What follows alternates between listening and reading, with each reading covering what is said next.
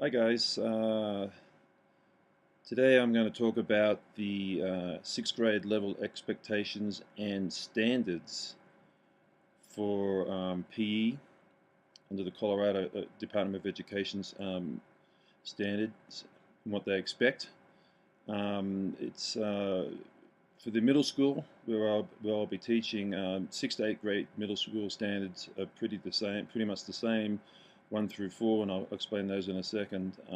It's just that the expectations for the 6th, 7th, and 8th are a little different. But today I'm going to just focus on the 6th grade, and then we'll keep on moving from there. So the big ideas, or the big four for the standards for 6th grade are: number one, movement, competence, and understanding. And the expectations for that is number one, demonstrate beginning strategies for a variety of games and sports. Number two, participate in activities that require problem solving, cooperation, skill assessment, and team building. And three, use information from a variety of resources to improve performance.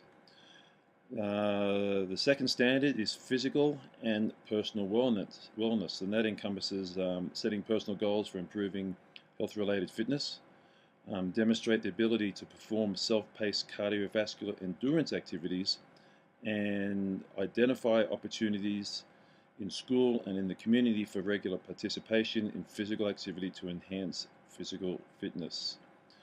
The third standard for PE, 6th grade, is emotional and social wellness, and that encompasses recognizing diverse skill performance in others and how that diversity affects game, activity, and sport participation, and also working cooperatively and productively in a group.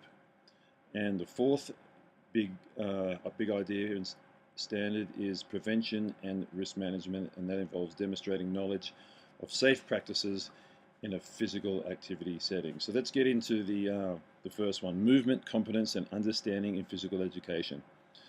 So to prepare the students, you need to demonstrate competency in motor skills and movement patterns, need to perform a variety of physical activities. So overall, the participation activities that require problem solving, cooperation, skill assessment, and team building, which is i.e. pretty much all sports. So some of the evidence outcomes would be to participate in and understand the value of initiative and cooperative activities, and develop a problem-solving skill assessment.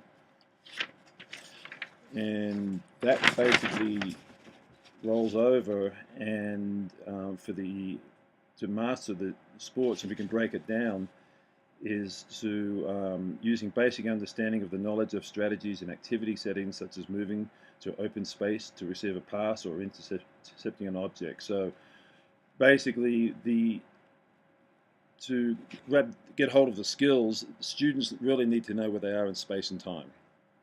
So moving to open spaces, whether you're throwing a football, a basketball, a baseball, intercepting an object, catching an object, all will come into the mastering of that skill.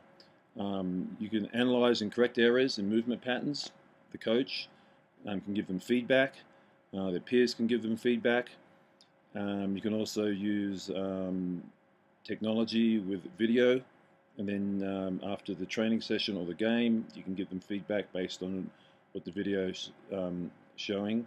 You can also use cooperative movement games such as basketball, and that uses locomotive skills, object manipulation, the ball, and an offensive strategy, dribbling the ball, passing the ball, bouncing the ball off the floor, throwing it over someone else's head to get to the other end. And then once the students have been in that situation over a given period of time, and they get to the point where they can actually teach the game to somebody else. Number two, physical and personal wellness in physical education, second standard. Primary goal is to achieve and maintain a health-enhancing level of physical fitness, and also demonstrate the ability to perform self-paced cardiovascular endurance activities. So one of the best ways for evidence outcomes, once breaking it down, is to monitor the intensity of one's heart rate during physical activity. How do you do that?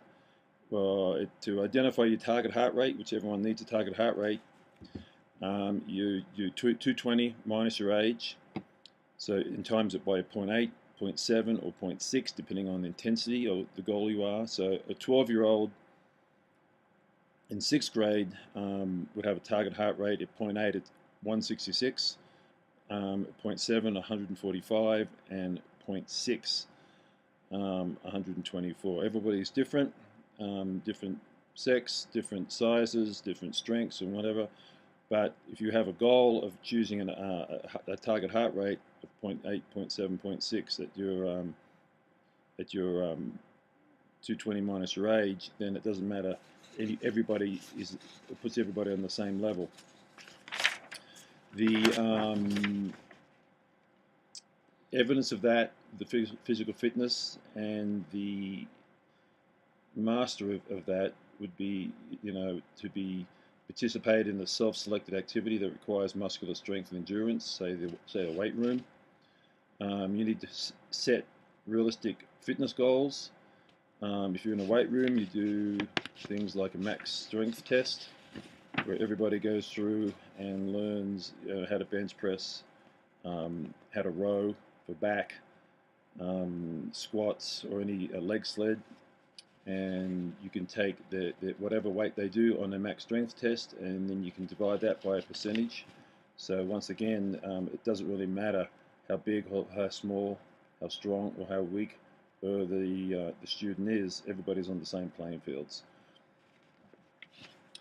The standard 3 with emotional and social wellness and physical fitness, they need to exhibit reasonable personal and social behavior that respects self and others in physical activity settings, which can be a little tough for 12-year-olds sometimes. Work cooperatively and productively in a group. So the evidence outcomes, they need to establish and accomplish goals in both cooperative and competitive activities, such as track or basketball, soccer. Identify and define the role of each participant in a cooperative physical activity. So if they're playing soccer, they need to know the positions, offense, defense, goalie. Analyze possible solutions to a movement problem. Say a quarterback throwing the ball, he's either completing the ball, he's not, he scrambles, he gets caught. What do they need to do to get the quarterback to throw the ball, pass it, complete it, and score a touchdown? Well, it comes to the coaching, it comes to the group using a consensus and collaboration, and then once everybody's on board, you'll see things will go a lot quicker.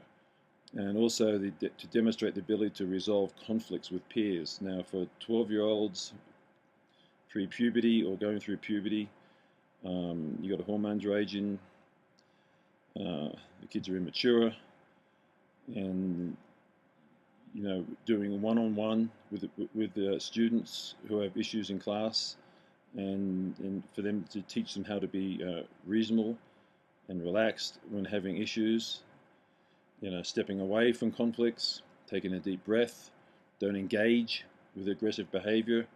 That's some of the ways these kids can get through that and then progress on from there.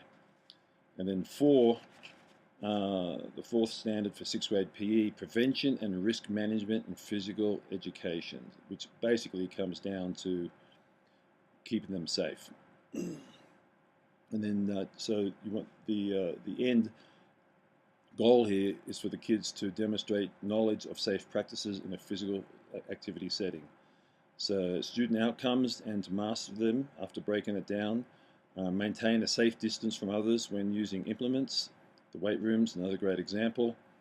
To bring the class in, walk around to all the equipment as a group, explaining what the equipment does, how it works.